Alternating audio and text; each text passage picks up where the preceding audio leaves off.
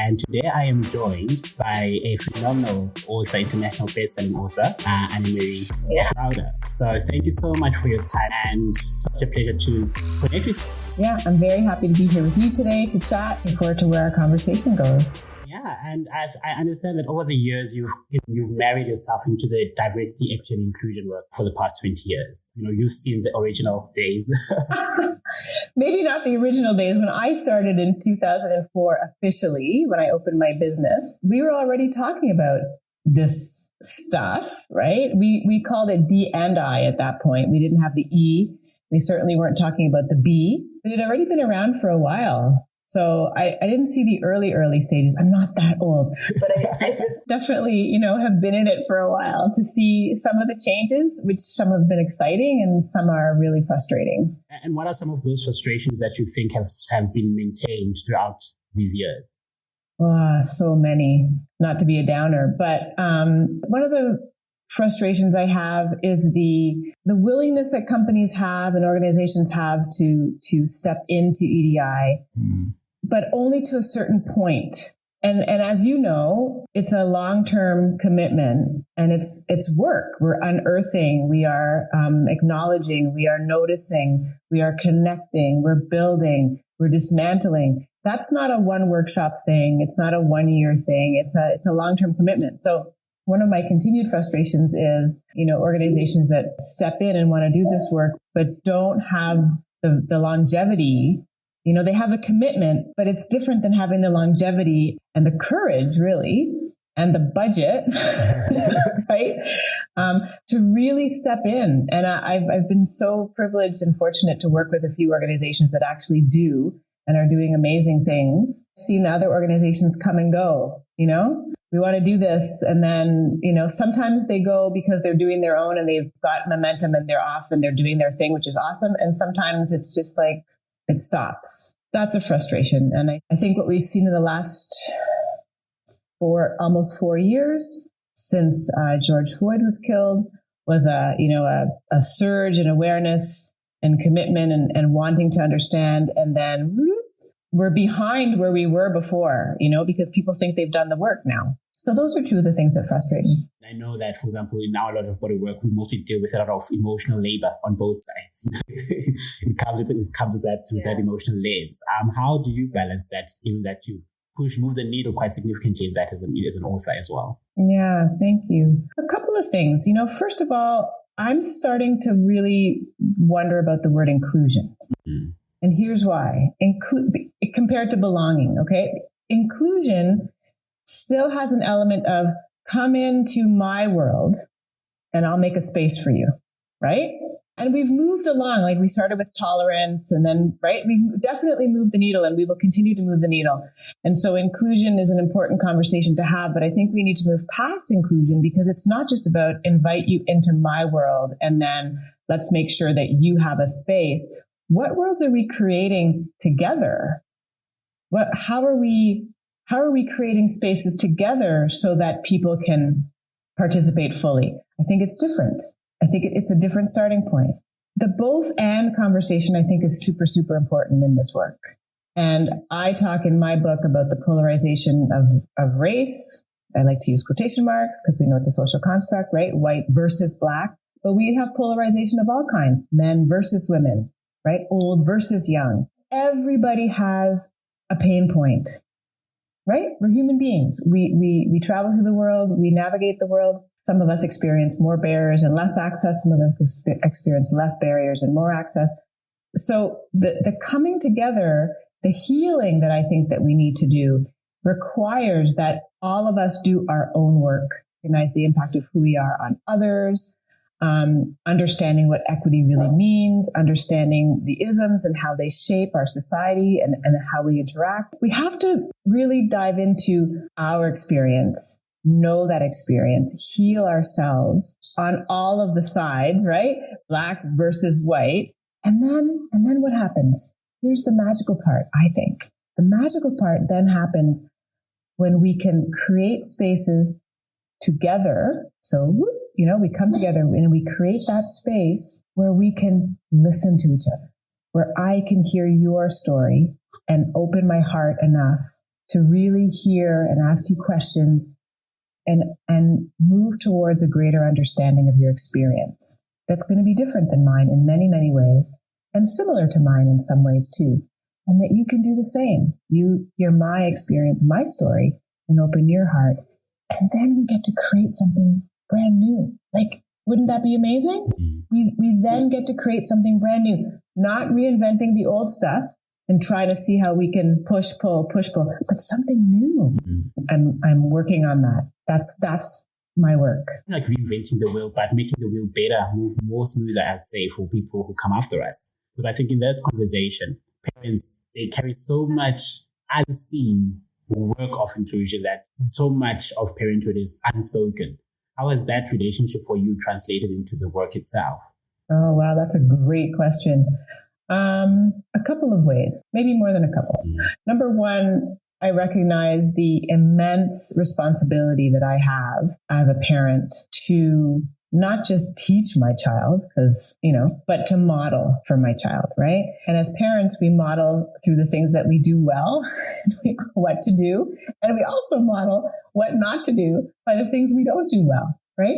So I have had humbling experiences where my child is like, but you told me this and you're doing that. What is going on? And so that's, I love that. I love that she challenges me, and it's a blessing. We move through the world differently, my child and I. And so I have to continuously, when I say continuously, like almost daily, remind myself that the way I do things and the things that work for me are not the way that she does things or that work for her. And if I, as the parent, say that you should do your homework this way, like don't play music in the background, focus on what you're doing. But she says to me, it really helps me to focus when I have, music playing in the background. Then I need to create a space for that, right? I need to hear that. I need to take that in, and I can't be all like, you should do it this way. That's also a blessing to remind myself. And when I forget, she reminds me, right? Which is exactly what we do in the workplace with our staff. Right? If you need something to do during a meeting with your hands to stay focused, then I have to find a way to make that work in our meetings. If you need to get stuff ahead of time so that you can think about it because you need to process in order to give me feedback, I need to prepare my things in advance and provide you that opportunity. If you need time to think about it after and share after, these are all things that we need to think about. And the basis is that we are all different. And we all need specific things, and we cannot assume that we know what somebody else needs or wants or what experiences they've had. So we have to talk. Now, I live with my child. I get to talk to her all the time. So there's this continuous feedback loop. We don't have that necessarily with our staff. How does gentle parenting or the shift of parenting now impact future role models of inclusion, I'd say? Or you in that relationship of leaving a legacy that can be better understood for people who are coming after us? Yeah, well, I think by being together in shared spaces more during COVID, the wall has come down. We don't schools are back in session. So now, my child goes to school and I'm alone. I still work at home. I've always worked from home, except when I go in to see a client. But I'm alone all day. I think what COVID did was it broke the wall down because we were literally in each other's space all the time. And most parents, except for those at homeschool, aren't used to that. So for me, it really made me think, wow, what's the role of school? And I really thought about what did we do before school? Well, we lived differently and our children learned from us and they were beside us and we were doing things together, right? We had a different way of living that facilitated that sharing and passing on of information and knowledge and curiosity. And now we live in a world where I'm doing my work and you need to take care of it. Don't bother mom, which creates that barrier. I think, my daughter would love to help me with my work. And sometimes she does. She's made signs. Sometimes she pokes her head into sessions and sometimes she says really insightful things while she's walking by, I really believe that we have a lot to learn from our children. And I think our world is structured in a way that we don't have a lot of time to do that. Yeah. I'm reflecting now on some of the things that COVID taught us or that we've learned or emerged from COVID with. Besides the health fallouts. There's been a lot of, you alluded to this, that, there was a lot of commitments, a high peak commitments that really thrusted us into a world of promise, into a world of commitments, into a world of many things hoping to change.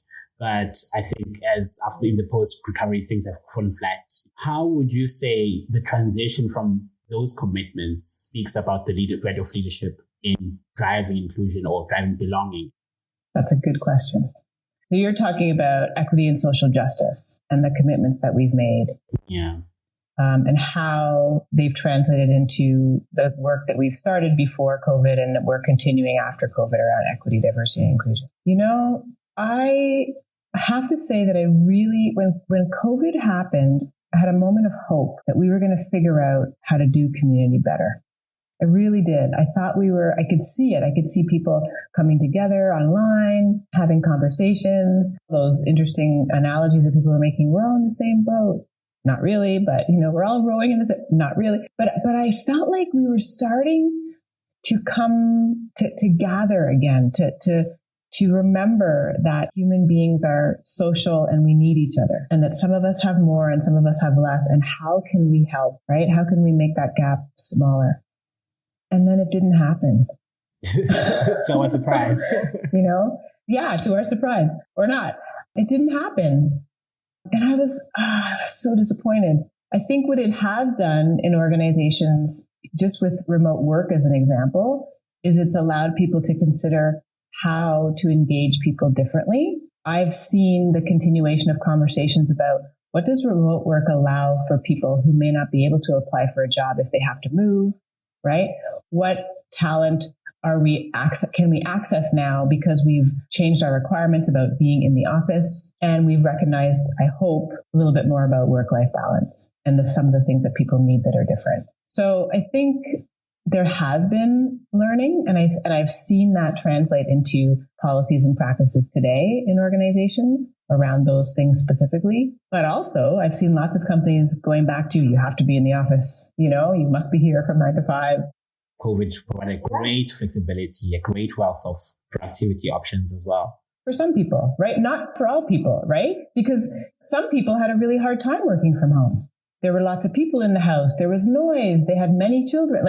We don't know. But to the extent that we allowed people, there was no flexibility during COVID, but to the extent that we can bring a flexibility now in recognizing that people's lived experiences and lives are different, and remote work can really facilitate productivity for some and can really decimate productivity for others. Those are conversations that we need to keep having, and not just about remote work, because it recognizes difference.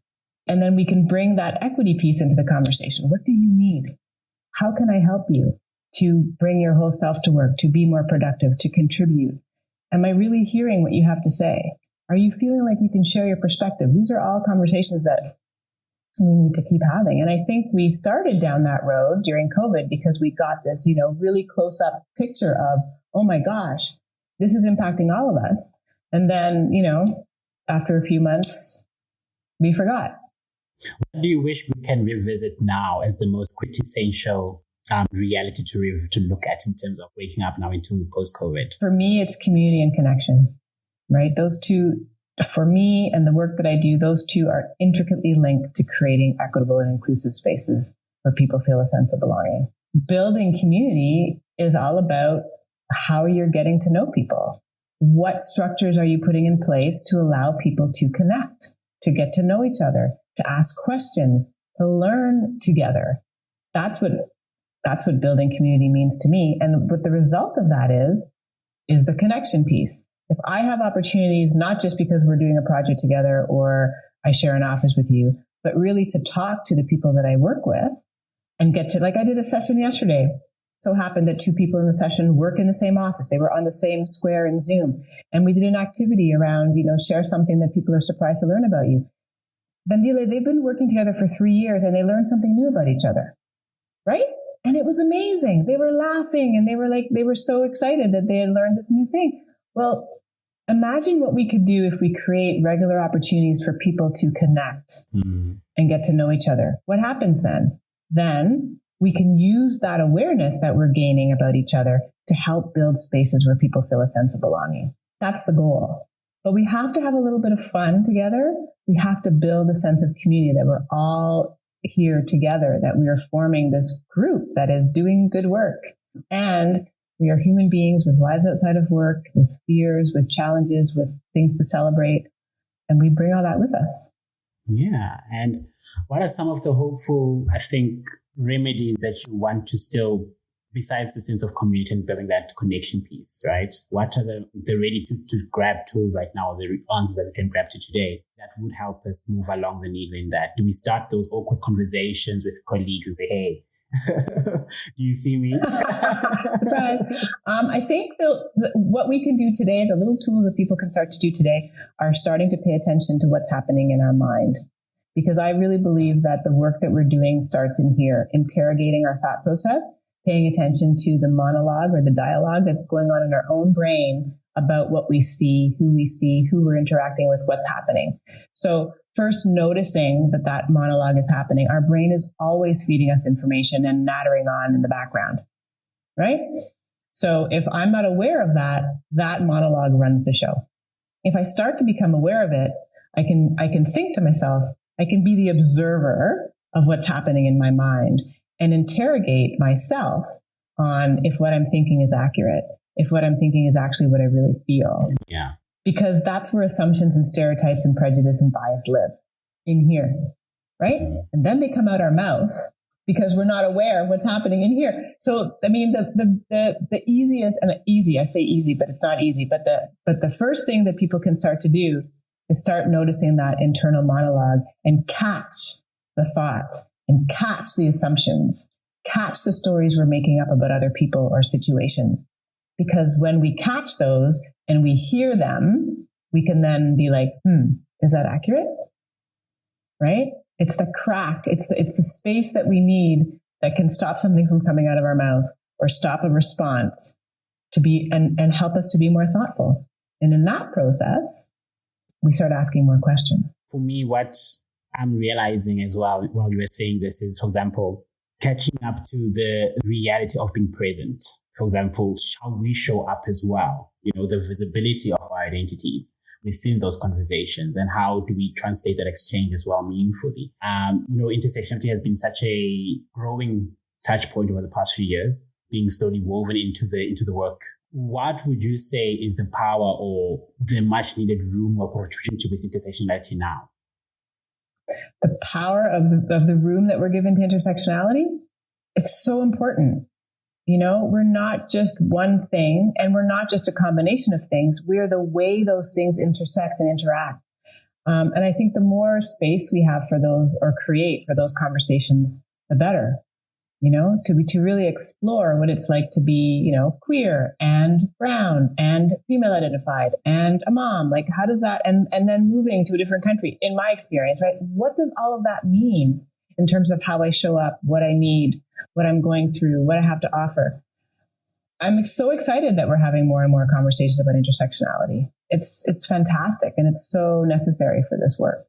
When I was starting this work, what attracted me was the potential to make a difference. I think we had connected about the journey that it took us to come to where we are today. And I wanted to ask you as well about the journey of your authorship and you articulating your journey throughout the polarized divide. How do you now find yourself looking into that journey now? Well, I'm still in it, The journey continues, of course. I ended the book. I've been doing EDI work, anti-oppression work, anti-racism work. The names always change. For over 20 years as a business. Before that, as an elementary school teacher. All of that has shaped my, coming to this place. But alongside that professional journey has been this personal journey of being biracial. And the two came together because I was at a work retreat, walking along the river in Winnipeg before, we went into the session. And then I really had to think, how do I bring these two? How do I bring the personal, the deeply personal, right? The pain into the work that I do. I'm still navigating that space. I'm still learning more and more about that both and space that I talk about at the end of the book, because I ended the book where this started. and how to create that for other people. How do I create that both and space where we can do our work, heal, but then come together? What does that look like? That's what I'm still working on. I don't think I would have come to that if I hadn't really stepped into my own personal work and my own personal healing because of who I am, right? So there's that intersectionality piece for me personally, but then there's the intersection of personal and work and learning how, and probably, right? How personal do we want to get when we're doing our work? Depends on who we're with, depends on how safe we feel, depends on the situation. And when we can do it, in my experience, when I can really bring that personal in and be vulnerable, it's super powerful. There's something about my journey, whether you're biracial or not, or queer or not, there's something about my journey that will probably resonate. Something about wanting a sense of belonging, about not feeling a sense of belonging, about, not knowing, having to choose. Those are things that we can resonate with in our own way. So bringing the personal in allows us to do that. And just tying it into the personal, I know that, for example, the emotional labor that goes in can lead to sometimes, I think, a breakdown and sometimes neglecting your own self-care. Yeah. A few years ago, when I started out as well, I had like a severe case of burnout, rather. Just always dealing with apathy because at the time, buy-in and the wider awareness wasn't available. So how does your self-care, I think, now looking into shaping up and modeling that impact of work? How does well-being or the wellness factor in and balance itself out in building that impact? Well, as you've just alluded to, if I don't take care of myself, I can't do this work. It's impossible, right? This work is hard. It's hard to hear stories every day of how people feel marginalized and how they're discriminated against and how people don't see them and how invisible they feel and the pain that causes. So I need to take time to recalibrate my own self and clear some of that, right? If we're hearing stuff from people, we're taking that in, taking it into our heart. I have just rediscovered heart math. Have you heard of heart math? No, what's that about? Heart math. So it's the Heart Math Institute. I was just listening to something again this morning. The Heart Math Institute, they talk about heart coherence and how we can actually change the coherence of our heart. I'm not going to do a very good job of explaining it. So I would just tell your listeners to go to Heart Math, the Heart Math Institute. There's an app. You can test your heart coherence, but it's all about really connecting with our heart space, which is another thing that I'm trying to do in my work.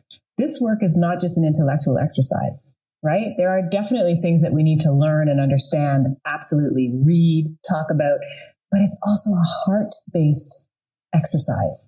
That's the connection piece. Really acknowledging somebody, really having empathy, really listening, compassion, all those things are heart exercises.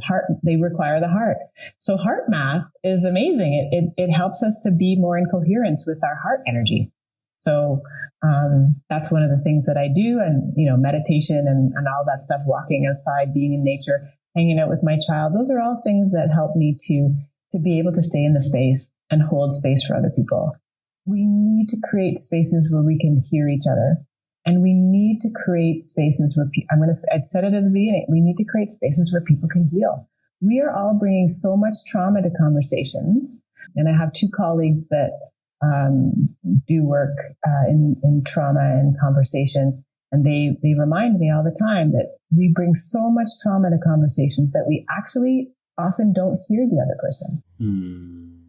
Right? Because what you say gets filtered through my trauma and then lands in my body in a particular way. And I relive the trauma. Well, how can I have a conversation? How can we solve an issue if we're both stuck in our trauma? I think it's impossible. So there's the heart piece again, right? There's the healing piece and trauma is a big thing these days. We're talking about trauma all the time. So that's good. How do we release it? How do we heal it? How do we acknowledge somebody else's trauma? I had a woman in one of my classes, I think it was last year, an Indigenous elder, Canadian, living in Canada, Indigenous. And she said that one of her elders had said to her, everyone is doing the best they can with the trauma they carry. And I remember that so often because I'm dealing with my trauma and working through, and I may or may not even know about it, right? I may or may not be aware of how trauma is impacting me. but the other person or people are doing the same. So what do we need to do to be able to really acknowledging and hearing and moving forward together? Again, it's that different space. Remember that saying, can't solve a problem with the energy in which it was created? Yeah, that's true. Just to resonate as well with that trauma, I remember when I started doing the work at university, one of my mentors said to me that the more things change, the more they stay the same. Would you say that that saying is still true now, looking at the impact and the progress of scale that we've done globally? Yeah, the short answer, yes. Because here's a physical example. I was listening to an old recording of Deepak Chopra and Oprah the other day. Okay, 1993. Deepak Chopra was talking about cells and how our cells and how you can control your thoughts, control what's happening, right? Your thoughts have energy. And he said that all the cells in our body regenerate. So every year or so, our body is completely different, right? However, if you don't clear the energy that the cell holds, trauma, pain, holding on to pain, it transfers it to the new cell. We're different, but the same. So we need to release that. We need to find a way of acknowledging pain, acknowledging trauma, releasing trauma and pain, healing it so that we can really change. Otherwise, we're just going around in circles. So what are you most excited about this year? I am looking forward to building my community. We bring leaders together who are committed to equity, diversity, and inclusion and belonging, support them, have some hard conversations, help them to practice using their hearts. So I'm excited about growing that community, continuing work with organizations. And I'm starting a community for folks who are mixed. I think for me, what interests is what are some of the questions that you find people are not asking more about? I would like to see people asking more questions of themselves. What is stopping me? Why am I not speaking up? What am I afraid of? Why am I afraid? What can I do? What can I do differently? Once again, a credit to my mentor. She said that, if you had 5% more courage, which I'd like to share with our listeners, and she said, if you had 5% more courage, what would you do? Would I stop being less afraid? Would I say yes more to going outside, maybe to, I don't know, like that 5%, how does that look like? And I think throughout the journey, I've always been afraid of, the imposter syndrome, the fallout. Or maybe my voice is not loud enough in this room, or maybe I need to speak a certain way, carry myself a certain way, I have to behave a certain way, almost coaching in different time frames of doing the work. And you realize that actually, if I have 5% more courage, what does being authentically myself look like? And that's something that's so scary that, I've only woken up to, recently through the journey of kindness, and just understanding how do I relate to the power of the world and the world's relating to me, and understanding that relationship of intersectionality, as we earlier said. How would you describe, I think, your reflection in terms of that transition, if you were to divide it almost for us to bring ourselves fully to the table? I think the 5% would be well served to help people reduce their fear. What happens if I say the wrong thing? And just step into the conversation, with an open heart. We're going to make a mistake, guaranteed. But if we don't do anything, that's a bigger mistake. Often, right? So we all want to do well. We don't want to hurt people. We want to do the right thing. And because of that, we're so afraid, we often do nothing. And what does your 5% look like in the midst of that fear? My 5% is the same. Because even though I've been doing this work for 20 years, I'm still afraid of saying the wrong thing and messing up, and right? I'm human. So same, and I'm a person of color in this space. I'm female identified in this space. So all of those parts of my intersectionality, I think, add themselves to that fear. What are people going to say if I say this? How are people going to feel if I have, is there room for me to speak up in this space? So I would, that same 5% reduction of fear applies to me. Absolutely. One of the things I hear from folks around saying the wrong thing is the, putting out statements or, issuing an apology. Again, one of my colleagues said the other day, a statement is we think it's about our values, but really people are asking for loyalty. They're different things. So I thought that was really, really fascinating. There is always going to be the chance of making a mistake. If we were waiting to get things perfect all the time, we will be waiting forever. I think that one of the most powerful things that we need to step into in this work is really being present with people so that not if, when we make a mistake, we can hear it, hear the feedback, take in the feedback, acknowledge the feedback, and apologize, do better, right? That can be excruciating, especially if you're in the public eye while it's happening. It can be excruciating, but that connection piece allows our humanity to shine, right? How am I hearing you? What space am I creating to really take in what you're saying about the impact that what I said or did had on you? Underneath everything, everybody wants to belong. We all have that in common. So I believe if we speak to that and we meet people where they're at, we can crack that hard shell that some people have that they don't want to hear, that they don't care, they whatever. I think, over time, but that's the heart work again. Thank you so much, Annemarie, for your time and joining us on this podcast. I know it's always an experience to have a conversation with you, a very beautiful, candid experience. And thank you so much for pouring us your presence and your brilliance on our podcast. Thank you so much for having me. It's been a real pleasure to speak with you. Thank you as well for listening.